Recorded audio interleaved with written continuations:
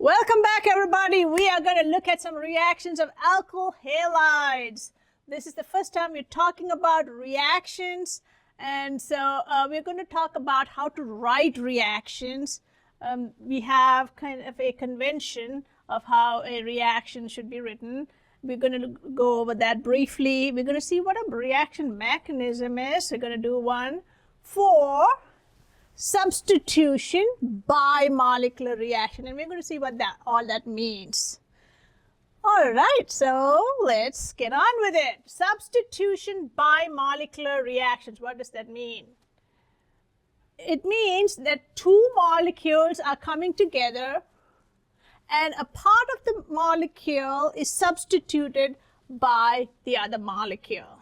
Swap, like you go to a swap meet, it's the same here. You're swapping one nucleophile for another nucleophile, which is why they're both nucleophilic substitution, and it's bimolecular. That means two things have to collide for it to happen. It's not going by itself, unimolecular. This has to have two things collide. So we are going to look at nucleophilic substitution to bimolecular. Bimolecular nucleophilic substitution. So SN and bi is 2, and that's why you call it SN2. All the reactions we're going to talk about are going to be on alkyl halides, but other molecules can also do the same reactions if they have good leaving groups. Let's take a simple, really simple alkyl halide. Let's say this is one example, CH3, CH2, you know that's ethyl. And let's look at a halide next to it. So that's your alkyl halide. Now, one of the things that's really important is to find out whether it's primary, secondary, or tertiary in reactions of alkyl halide. In this case, you have a carbon that has two hydrogens to it, and that would be primary. Okay, so methyl is when you have 3 hydrogens. That's the smallest alkyl halide out there. This is the next one, ethyl. Then you could have more branching here, or you could have longer chains. So you can have, if you have another branching and you have 1 hydrogen, that's secondary. If you have 2 branches here and no hydrogen, that's tertiary. That's really very critical for reactions of alkyl halide. In this case, we have a primary. In fact, these 4 classes depend on this classification. Now, since we are going to do a nucleophilic substitution, we are going to bring in a nucleophile. What is a nucleophile? You see a whole bunch of nucleophiles listed here. So these nucleophiles, you can see a lot of them are anionic and they are big. So we can bring in a nucleophile and try to replace the bromide with the nucleophile. That's why we call it a substitution. You're swapping one out for the other. Let's say we're going to bring in an iodide. So iodide would have a minus, and you can't buy a minus in a store. So you have to bring it in with a cation, sodium iodide. So this is an ionic compound. And ionic compounds, when you mix them up, you need to have a solvent, because this is a solid, this is a liquid, and you don't want 2 separate layers. So you need something that's going to meld everything together and make them crash. And that's what you call a solvent. In this case, we can use a simple methanol solvent.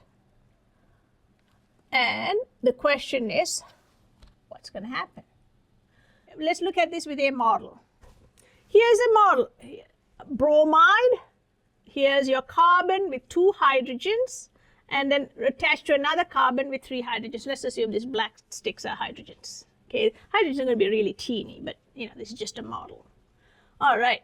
Now, what is it that iodide is interested in here? Is it interested in the carbon, the hydrogen, the bromide? Which one?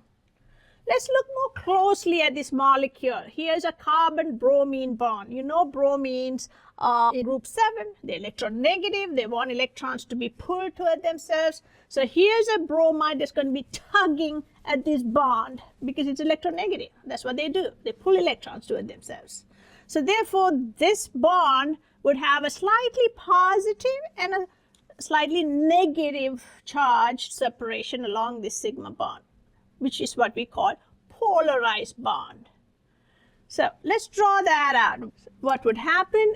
First thing is it's going to go for a polarized bond. So here is a CHH, HH, and this carbon is going to be tugged and pulled by this bromine.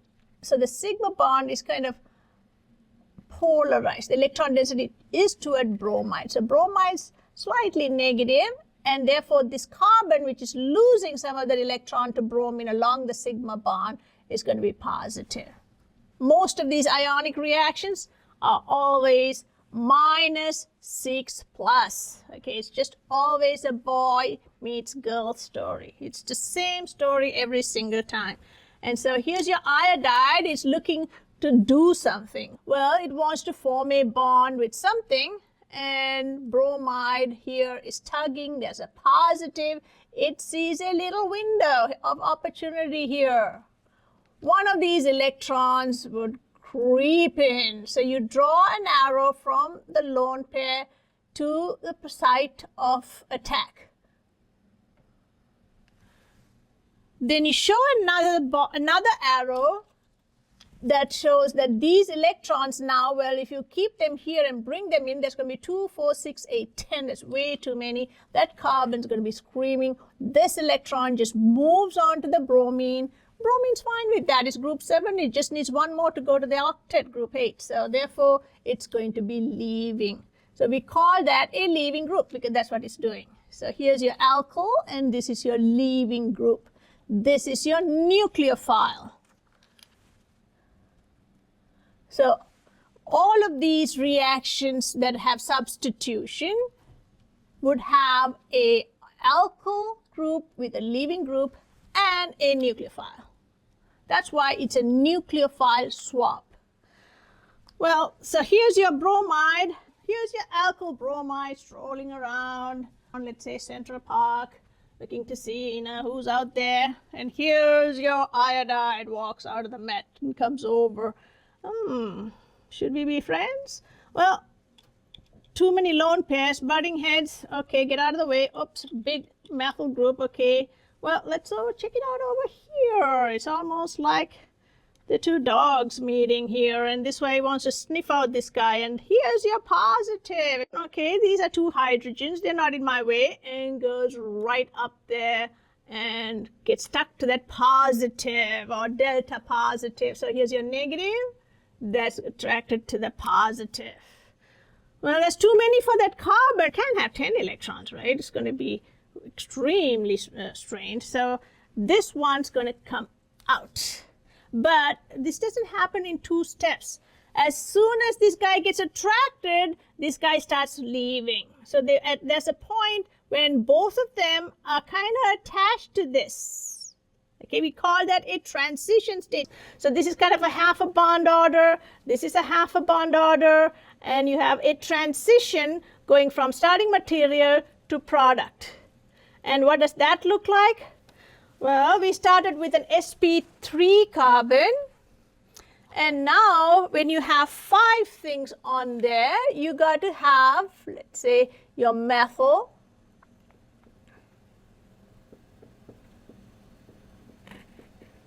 That's sp2. So you're going from an sp3 to an sp2.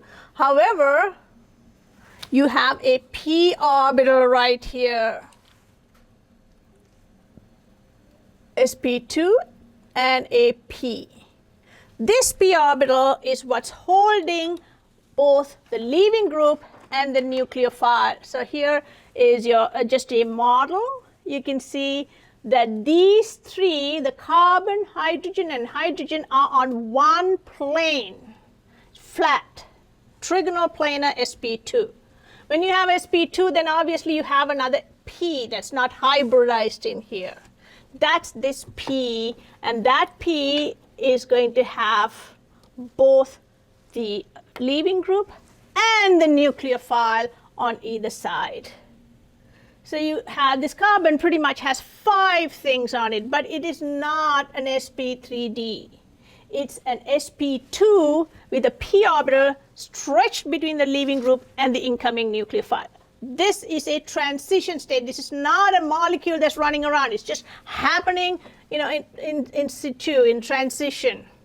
So like somebody's jumping in the train while somebody's jumping out. Okay, so it's happening while it's just traveling, just for a flash. No one's really isolated transition states. We're just explaining how it happens. So here's your bromide over here that's leaving. And your iodide is coming in through the back end. Again, it can't go in the front because all these lone pairs are here. Besides, this is your positive, which is at the back.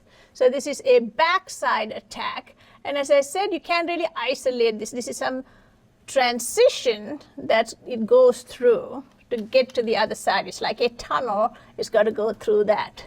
So this is a backside attack. That's something really important for SN2.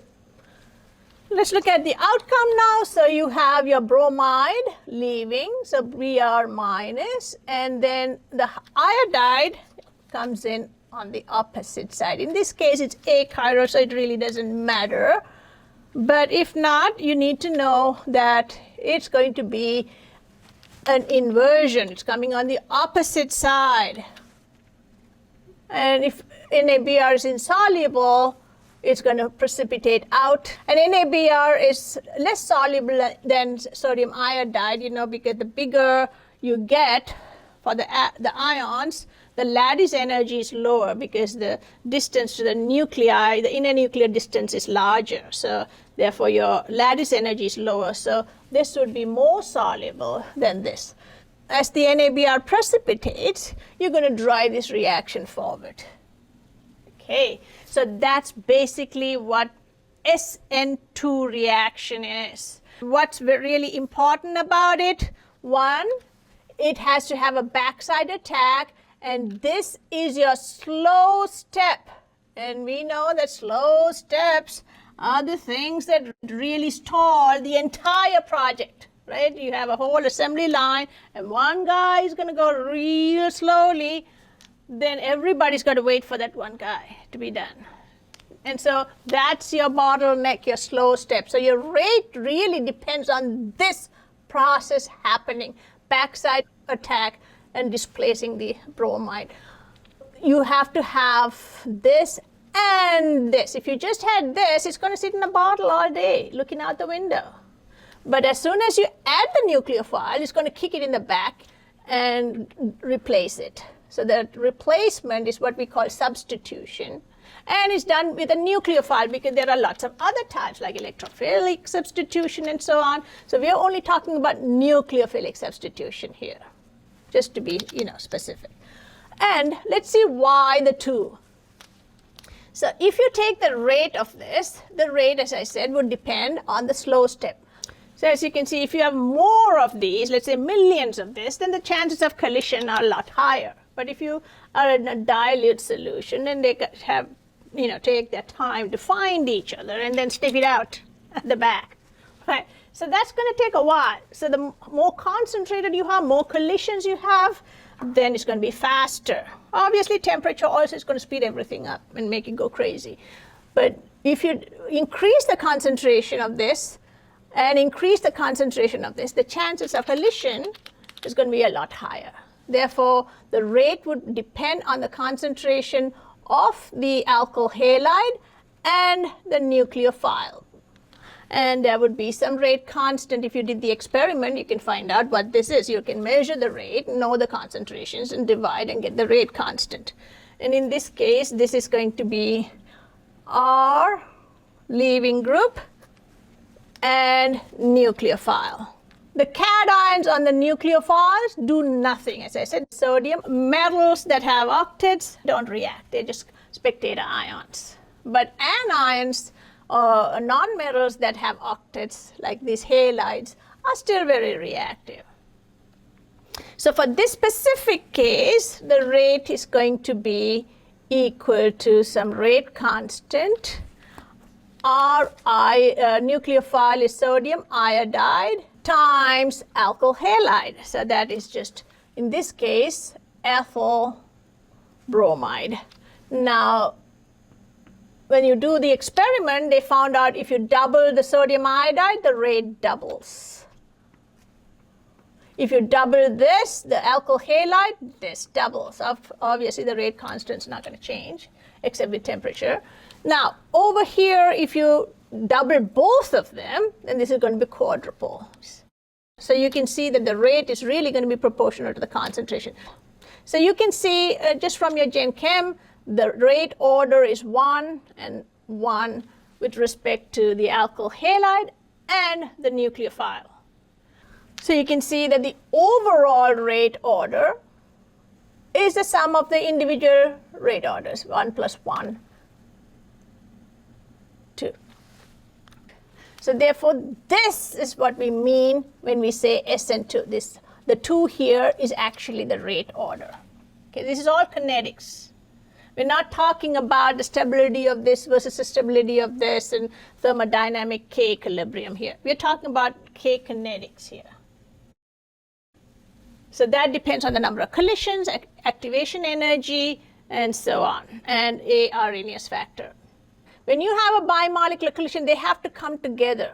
And in the substitution case, they're just coming together in a straight line. So that's a transition state, which means both these are happening at the same time. So it's a concerted reaction, which means bond breaking and bond making are simultaneous. And concerted reactions here would have a transition state. And we showed that by putting these telephone poles here. Another thing to note here is that if you take this transition state, you are going to have a leaving group which has got lone pairs, and so this is polarized. And you are going to have a nucleophile, and you can see all these nucleophiles have lone pairs, and that is going to be polarized. So this is a very polar transition state. Okay? And we will see that whatever environment like solvents and so on that stabilize the polar transition state will also make the rate faster. But they won't be in the rate equation because for example, solvent is going to be an excess. So that's like a constant. So the reagent concentration would affect the rate for sure, as well as the potency of these reactants. Okay, and that's what all these charts are for. We're going to talk about what are the things that affect the SN2 reaction. So if you see all these charts, don't just get worried. I'm just showing you trends, experimental trends that kind of prove that this mechanism is not something that we cooked up. We got data to prove our claim. Let's look at another reaction. Okay, so here's a primary. Is it going to happen in all alkyl halides? Let's check it out. Let's try a secondary alkyl halide, see if it does the same thing. So let's take a secondary alkyl halide. Let's say you have a methyl here, and you have, since you have a secondary, you've got to have one hydrogen. And then let's say you have an ethyl group like that. And obviously that's your R part, and it's got to have a leaving group. Let's put it on there. Let's say this is our leaving group, an iodide. Now we're going to treat that with a nucleophile. You got to have a nucleophile and the alkyl halide, otherwise we ain't going anywhere. So in this case, let's say that we are going to use NaSH. So again, whenever you see these nucleophiles, put a line between the metal and the non-metal. This is your positive, this is your negative. Run with the negative. Just forget about the positive. So the SH is what's going to get attracted to this molecule. And where is it going to attack? Obviously, it's going to give a kick on the bum to this carbon here. This is polarized, delta minus, delta plus, minus 6 plus. This is just like, dating sites. Put an ad out there. Girl meets boy, have a bonding. Girl meets boy, have a bonding session. Kick out the X and replace. That's pretty much substitution nucleophilic bimolecular for you. All right, so this comes over here. Your nucleophile, let's say this electron gets out, creeps in here, kicks it on the back when it's not looking. Uh-oh. Didn't see that coming. and this guy kind of cuffs up that electron and leaves. In between, you kind of have a little tug of war on that carbon. It doesn't go without a fight. So here's your hydrogen, and here's your other ethyl group, and this guy is going to come in and replace the iodide. Back and forth, back and forth. Once it gets out, the reverse reaction is not as great. So here's your transition state. Got to go through that agonizing parting, and you're going to get the sulfur coming in on the other side. So this is all to show you that if you have a chiral center, you are going to get inversion. Can you see how it came on the opposite side? So whatever stereo center that you have, whatever configuration that you would have, R or S, would now be inverted, because this is going to go on the opposite side, just because of the way these orbitals are. Let's see, so this is going to be 1, 2, 3 clockwise. Hydrogen is out. 1, 2, 3. That's going to be an S. Here you go. This is going to go 1, 2, 3 R. So whenever you have chiral compounds on a secondary, you will have chiral inversion, okay, Walden inversion. On a primary, it's not possible because you have two hydrogens here, so you have a mirror plane of symmetry right there through there. But if you have a secondary, yes, you can have chiral, and you will have chiral inversion. Stereochemistry is very closely tied up in this unit. Great, so we did primary, we did secondary. Now let's do tertiary. We just go down the series. What do you think?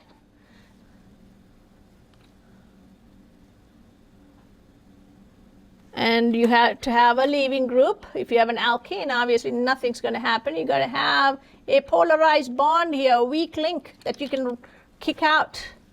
And so that, in the presence of any nucleophile, let's take a nucleophile right here, NaN3, sodium acid, and let's see what happens. Well, over here, NaN3, if you cut this in two, after the metal, this is your plus, this is your minus, that's your nucleophile.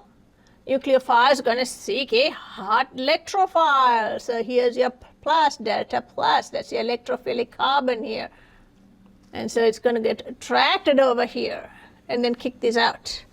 All right, so then if you do that, can you get a reaction? They tried this so many times and they found there was no reaction. What's going on? Why isn't there a reaction? And NaN3 sodium acid, that's what you have in your airbags. And if you have some impact, it's going to give out nitrogen. So you don't want to put any protic solvents in there because it's going to explode. So let's say we have a solvent. All of these have solvents, CH3CN. And I haven't talked about solvents yet, but this one's a protic solvent, methanol. This is an ionic compound, but we can, let's say, have DMF or DMSO. Let's see what happens. Why is this, when it's a tertiary, why is it not having any reaction at all? Nothing that's discernible, because it's so slow. I mean, you wait and wait and wait, and then you come back the next day and wait and wait and wait, and nothing happens. And then you say, okay, there's no reaction. There may be tiny amounts, but it really is of no use to you. Let's look at why that is. Here are some numbers. So here's a methyl, 3 hydrogens. Here's ethyl, 1 R group more than this. Here's dimethyl. So this is 2 bromopropyl. And here is 3 carbons here branching here and a bromo. Look at the rates. Let's say, well, this one had a rate and we set that to 1 and we divided all the other rates by the rate of this. So it's a relative rate, which is why it doesn't have units. The units will get cancelled. So if the rate of this is, let's say, 1, this is 145 times faster when you don't have that methyl. When you put one more methyl, it goes down to 0.0078. So, less than 100 times reactive. So this is going to be a lot less reactive. And when you put 3 R groups here, it's less than 10 to the minus 6, so 1,000,000 times slower. Okay, it's not even worth your time waiting for that to react. Let's look at it through some models, shall we? So we're going to look at this reaction. This is, let's say, the leaving group, bromide, whatever. Any one of these leaving groups, and we're going to talk about that. And here's your nucleophile. It could be any one of these. So they are coming in. Again, they got a line. That's the A factor. And, well, snips it out. It's positive. Bam. And you go through the transition state, and you're going to replace your leaving group with your nucleophile. That's basically the reaction for all less than 2s. Let's look at what happens when you have more and more R groups, like here. So when you have alkyl halide here, and you just have teeny hydrogens here, this can come in. There's nothing, no barrier to attack. You can come in, attack right there, and kick that out. But let's say what happens if one of this is a methyl group. Now we're going to have the same reaction now, just with a methyl group. Let's say this is ethyl bromide. So it comes in here, obviously can't do it anything from the front because they're lone pairs, and this is your positive. It's got to get in here. This is going to be blocking it. And it's got to have only this orientation. All the above orientations now being blocked off by this. So now it's a little, more limited in how we can approach the electrophilic carbon to make the transition state. Well, what happens if you have 2 R groups? Let's say that I take off another hydrogen and put in another methyl group. So now we have 2 methyl groups and a hydrogen and the leaving group right here.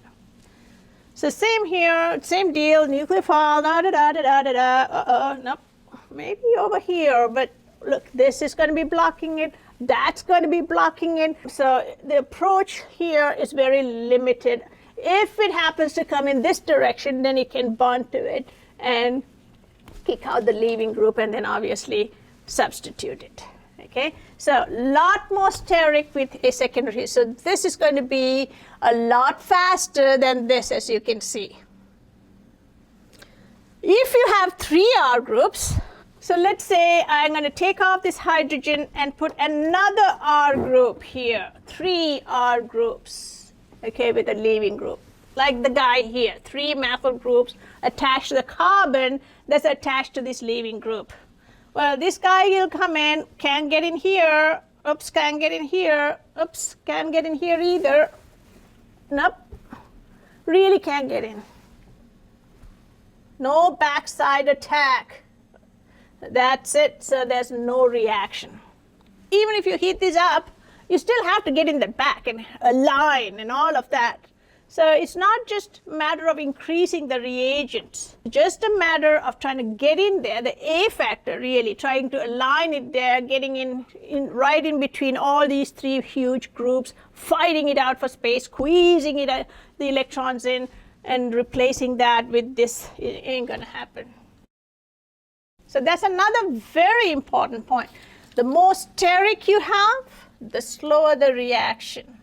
The more exposed that carbon attached to the leaving group is, the faster it is, because everything depends on this transition state. There are 2 things here, Rx and nucleophile. So R plays a role, leaving group plays a role in the rate, and nucleophile plays a role in the rate. So there are 3 things here, even though there are 2 molecules. So we're just talking about the R factor here.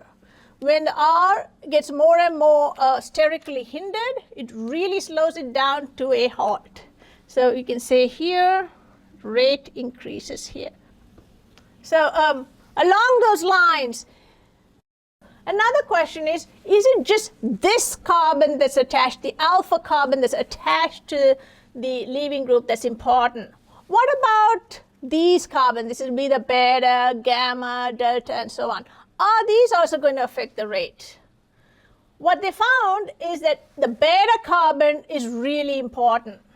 Now, after you get past the third carbon, you can have a lot of branching. It doesn't really affect it as much, but beta branching is huge. Let's look at this. Here's a very similar reaction, an alkyl halide with sodium iodide in methanol solvent giving you products, which is the alkyl halide and the sodium bromide. All of these, as you can see, are primary because the halides are attached to a carbon that has two hydrogens. So they're all primary. The beta carbon, this is your alpha, this is your beta, is branched. In this case, you have one methyl, you have two methyls here, and then you have three methyls. So it's getting bigger and bigger. Does that have any effect on the rate? What do you think? You can see it's a huge rate difference there. All right, let's look at this using a model. Here's your ethyl bromide. Let's say this is your CH3, CH2. I put these two hydrogens in a different color just to show that they're going to be there for all of them. And here's your halide. So this is your alpha carbon, the one that's attached to the halide. And this is your beta. And for all of this, we're only going to really deal with the alpha and the beta for elimination as well as substitution.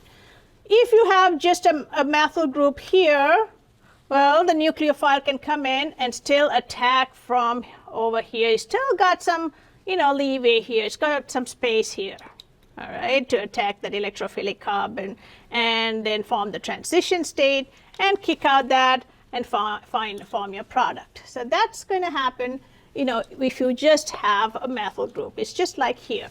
It's quite fast. It's not as fast as a methyl, but it's relatively fast.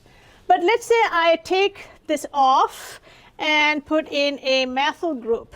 Well, now you're getting, a steric barrier here. The nucleophile comes in. It's got to have to fight this little methyl group here to get in and attack.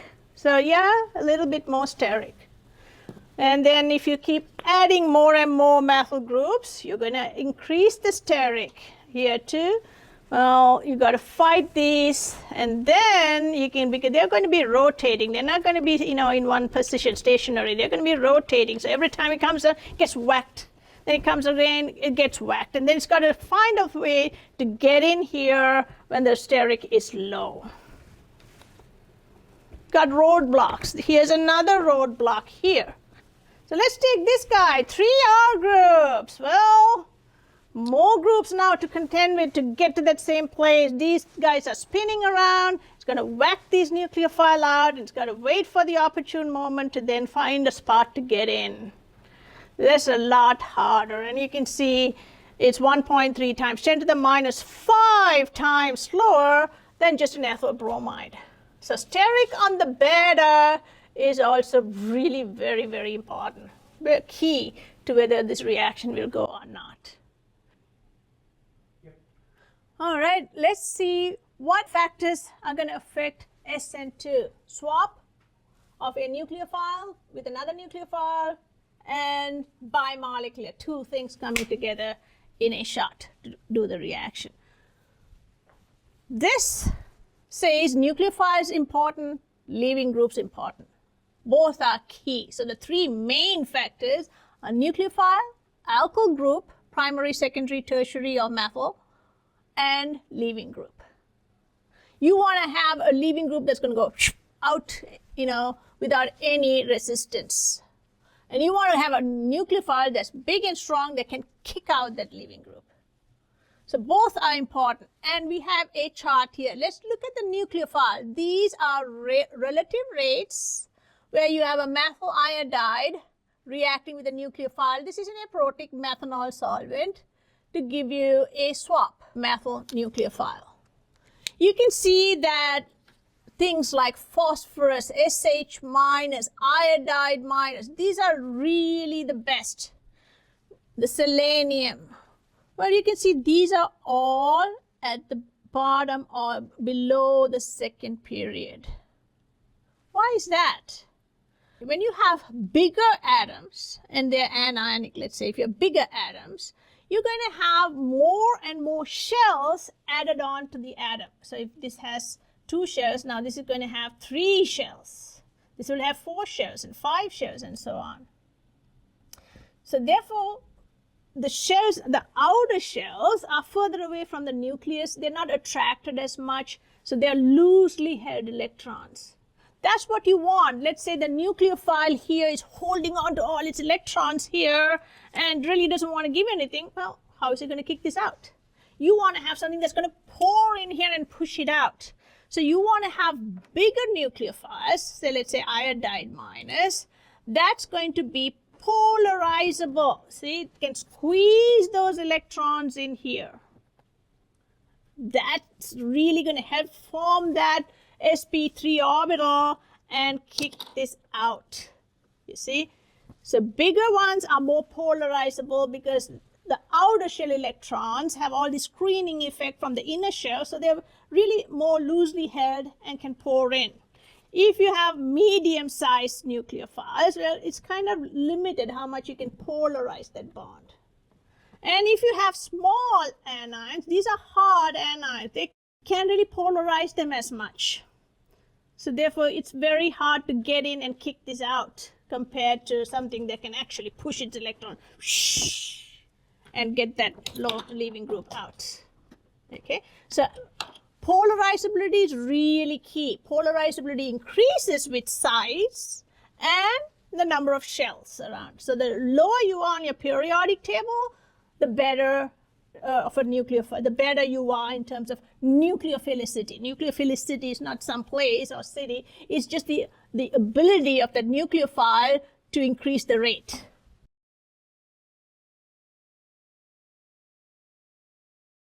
So let's write those things down because all of those are important. All right, so let's look at your nucleophilic ability. One, we found larger anions are better than smaller ones. And if you look at this, you can see a trend. Larger nucleophiles, better. When we say better, what we mean is that they can increase the rate. We are going to talk about nucleophilicity. It's not about Philadelphia. It's about nucleophiles. All right, so we can see here I minus is better than bromide. That's better than chloride and better than fluoride here. And this is solvent dependent, and we'll talk about that too, but we're doing this in protic solvent, in methanol. What about the others? You can see that arsenic is better than selenium, and that's better than sulfur. So you're going from bigger to smaller, okay, because arsenic is here. So when you go bigger, nucleophiles are better. As you can see, bigger ones can polarize more. You can also see that the anions are higher up than their neutral counterparts. That means they're increasing the rate a lot more than their neutral counterparts. So anions are stronger than neutral element for the same element. You can compare. So SH minus is stronger than the sulfur that's neutral. We can see that also with the oxygen. CH3O minus is more than the methanol, which is really, really kind of a crappy nucleophile. We can see N3 minus is better than the neutral nitrogen. So always anions are stronger than neutral. Why is that? Anions have an extra lone pair, and it's all about lone pairs pouring into that electrophilic carbon. So obviously the more lone pairs you have, like having extra muscles to get in there and kind of wrestle it out and kick the ex-boyfriend out, okay? So here you go. So there you go. So here you have only two lone pairs, whereas you have three here, and it's the same here. Let's look at another trend here. You can see that when you go down this list, carbon minus is better than N minus, better than O minus, better than F minus on this list.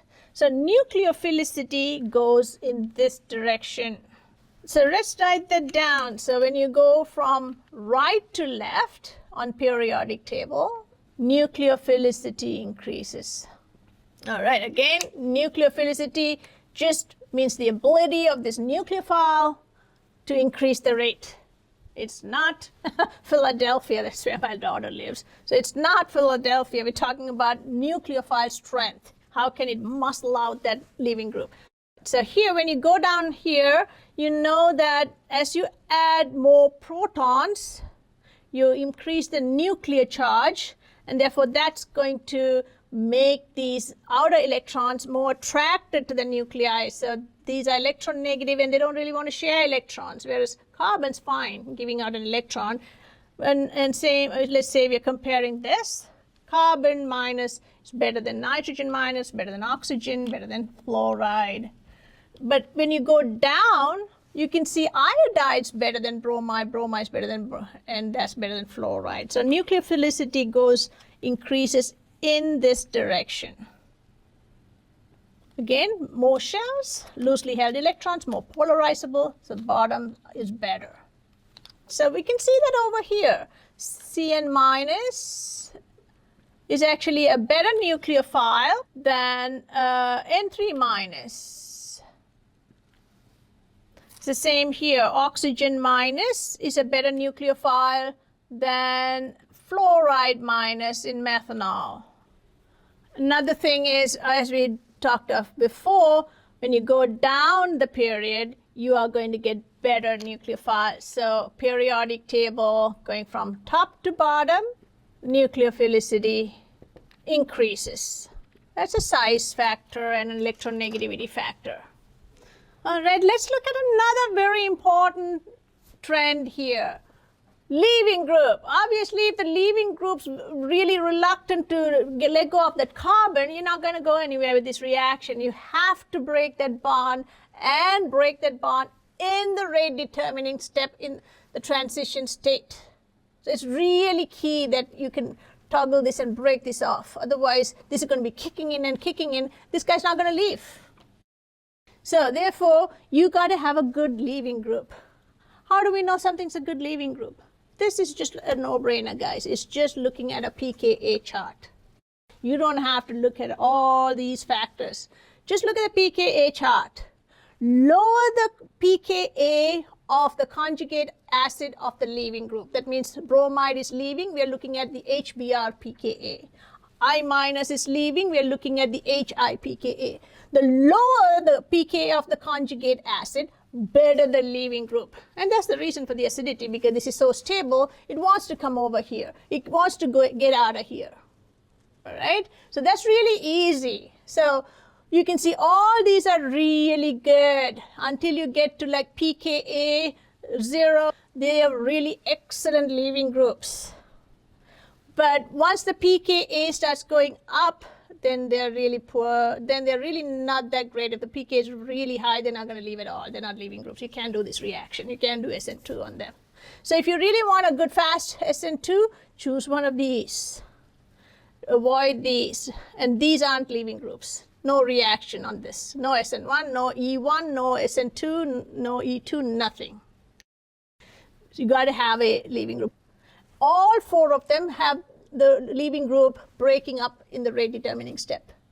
So therefore, that's really key for all of them, not just for SN2, for all four of them. Right? And we'll get to that later. Now, when you come over here, above pKa 11, now you're going to see anions that are very basic. You can see oxygen minus, nitrogen minus, carbon minus. These are very basic. Whereas these are not basic at all. Fluoride is also slightly basic. Whereas this is, you know the pKa is 3.2, about 16, about 38, more than 50. So therefore, your basicity is going to go through the roof, like when you go in this direction. So this is going to be how your basicity goes. And here, these are not basic. This is slightly basic. So your basicity increases here. So that's a difference in the trend when we go compare nucleophilicity and basicity. The trend is different. Nucleophilicity goes like this. Basicity goes like this. Okay, that's something to remember. Let's look at some things that are important about leaving group. So as we said, for leaving group ability, that's how we label that. Lower the pKa of the conjugate acid, better the leaving group. And that's the only thing that you really have to consider when you're talking about leaving groups, pKa's.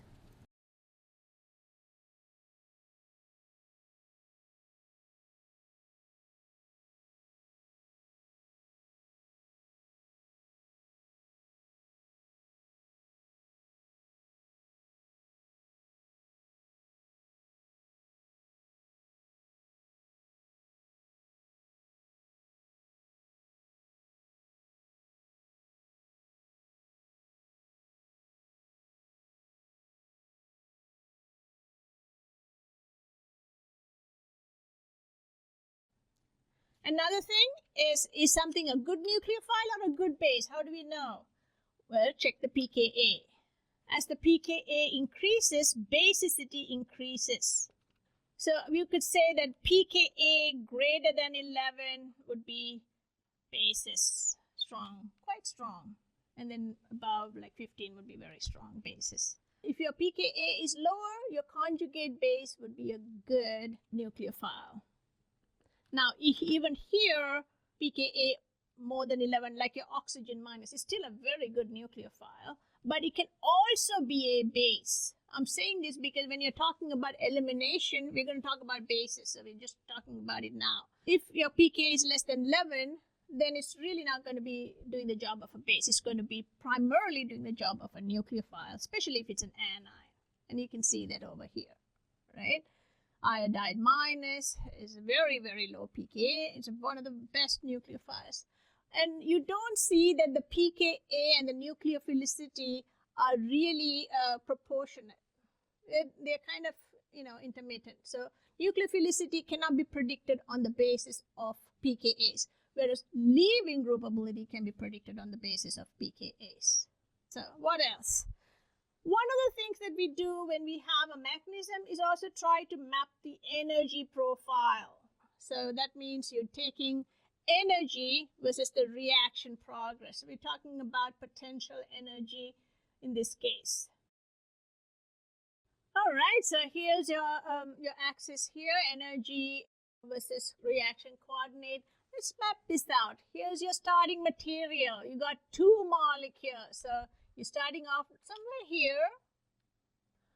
And, well, to get to this, you need a lot of energy because you really have to rattle that bond and break it. Bond breaking takes up all your strength. Okay, so that's why you need a good nucleophile to kind of wrestle that out. So it's going to go really steeply. And then you're forming a very nice product.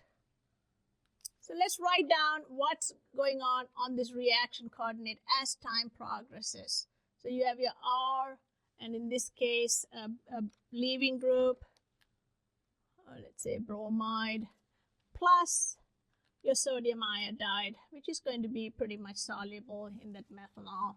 They're going to go up this hill, energy hill. You really have to activate it so that one bond can break and the other one can form. So your iodide going in here and kicking out your bromide is really the key highlight, or the what do you call, the climax of this entire reaction. And there's only one climax. That's your transition state.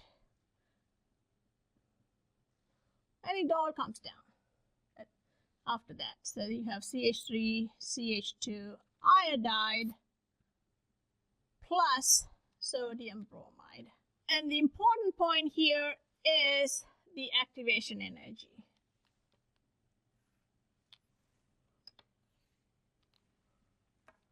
EA. EA is really what determines the rate for this. And we know that the K here is really dependent on that activation energy. K is equal to AE, EA over RT. That's something you've learned in Gen Chem. EA goes down because this is a negative. EA goes down, rate goes up. So whatever makes that transition state more stable, that's what's going to make this reaction faster. Okay.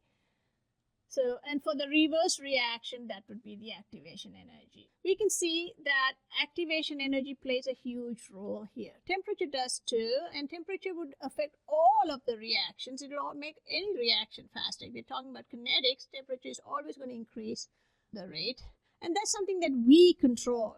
But activation energy is not something that we control. It's controlled by the dynamics and the geometry of the molecule and lots of other factors. So that's something that depends on the system. So therefore, if you want to lower this, we got to have good nucleophiles, good leaving group, and sterically unhindered alkyl groups. Those are the three key things for the reaction.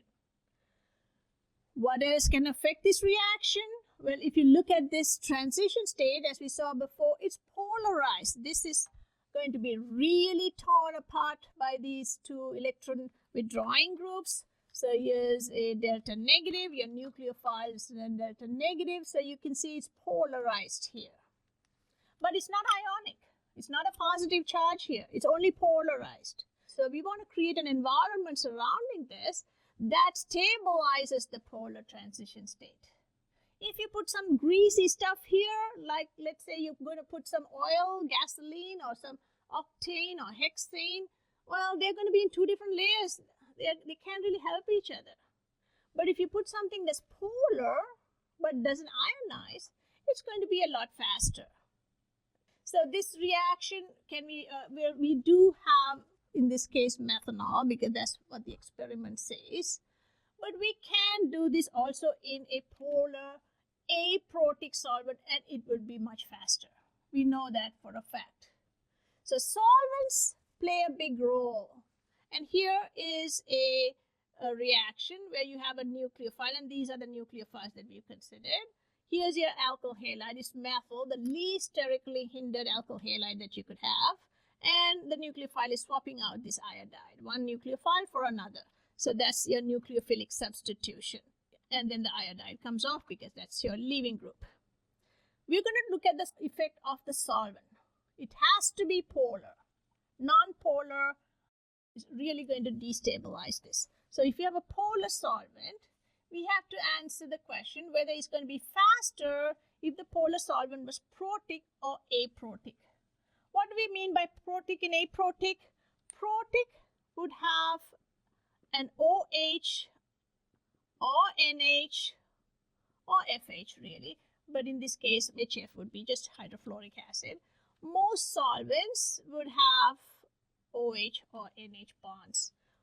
Why is this important? Because OH bonds can ionize a little teeny bit, and so therefore they can also create an ionization here where you will get a positive charge. We don't want that, because if you, let's say, take this off and have a positive charge here, you're going to have, in this case, let's say, a carbocation like this. And that's going to be hammered by your nucleophile up and down, and you're going to get a mixture. You don't want that. You don't want ionization, so you don't want protic, really. You can see that if you have aprotic, and what does aprotic mean? Aprotic means you don't have OH or NH bonds. So it's not ionizing. Let's look at the rates for protic versus aprotic.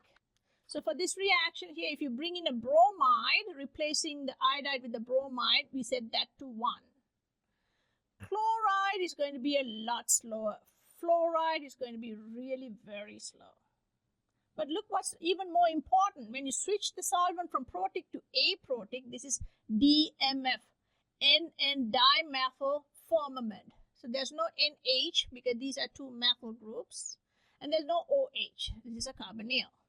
So therefore, this is an aprotic, but it's very polar. Very polar. For the bromide with a DMF, it's going to be 21,000 times faster. And for chloride, you can see this is going to be 0.04, but in DMF is 41,000 times. We are comparing everything to this reaction, with the bromide replacing that in methanol. So that's 41,000 times more than that. And fluoride is going to be 49,000 compared to 0.006 for this. So what does that tell us? It's pretty obvious. aprotic solvents are the best for SN2.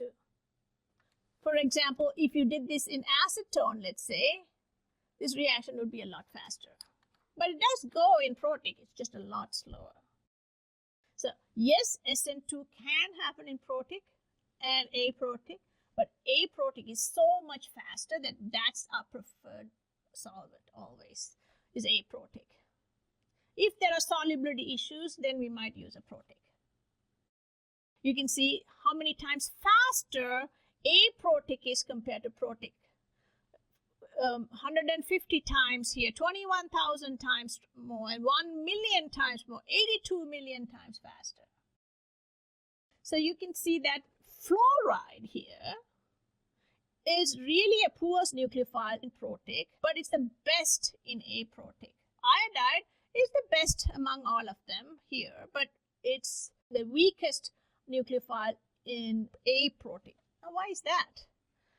Fluoride is also always prone to hydrogen bonding. Now, OH, NH, FH, those are the three things that hydrogen bond. So let's say you put your fluoride in water or methanol, it's going to hydrogen bond. And typically you have like 6 of them. Fluoride now having kind of weeds growing out of its head. So it's got all these solvents surrounding it and it's trying to attack.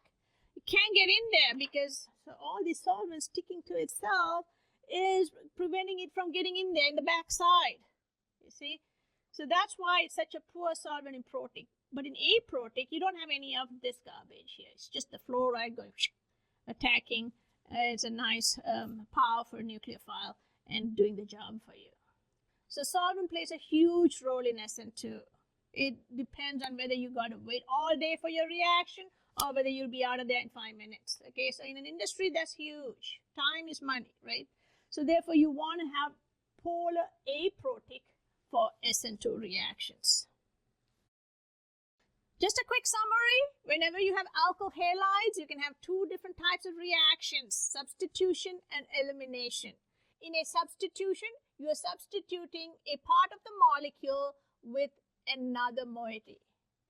If it is a nucleophilic substitution, your leaving group is a nucleophile and your incoming group is a nucleophile and you're swapping one for the other. That's substitution nucleophilic.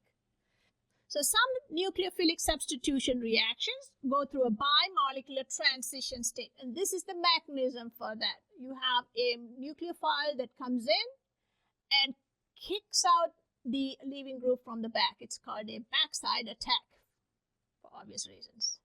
That is your slowest step. So your rate depends on both these molecules. Once you have a bond forming here, this starts to leave because it's way too crowded. You can only have 8 max for that carbon. So it goes from an sp3 to an sp2, and the p orbital is shared by the leaving group and the nucleophile at the same time. This is just a transition that you really cannot isolate. It's the top of the hill here. So you got to have Jack and Jill go up the hill at the same time. Then your bromide falls off, leaving group falls off, and your nucleophile replaces it. Substitution. Swap. One nucleophile by another. Bimolecular. You want to make this reaction faster, right? Because you don't want to, sit around in lab all day, smelling all those toxic things. So what you do is you want to decrease the activation. What can we do? Well, if you had a powerful nucleophile and a good leaving group, both these factors would bring that activation energy down. And if you have an environment that stabilizes it, that's also going to bring down the activation energy. So those are the key factors. If you have a secondary that's chiral, you are going to have a backside attack, which is going to invert the stereochemistry. So you will have a chiral inversion. If you have a tertiary, it's way too crowded to get in the back. So therefore, there's really no reaction or no discernible reaction within the time frame that you're looking at. The less sterically hindered that alpha carbon is, the faster the reaction. So if you have branching on that carbon, it's going to really slow it down because now the backside is pretty much inaccessible. If you have branching even on the beta carbon, that's still going to make it a lot more sterically hindered. Really, the first two carbons should be unbranched for a nice, fast reaction. Now, the leaving group ability, well, the more stable the leaving group, the more it's likely to leave. So pKa is a good judge of that. So the lower the pKa of the conjugate acid, the better the leaving group. Okay, it's up to a point. After that, it's not a good leaving group, then this reaction is not going to happen. Nucleophile gets basic, then you're going to switch modes and go over here, which is what we're going to look at next. So if you have bases, you're going to do this more than this. All right, so basicity is also a key factor in determining whether it's going to do substitution or elimination. And just a little note, we are only talking about the kinetics of this. We're not talking about the thermodynamics of that, because that's also going to affect the reaction in the long run. All right, if you have any questions, and I'm sure you're going to have a few, please don't hesitate to ask me. I will talk to you soon. Bye.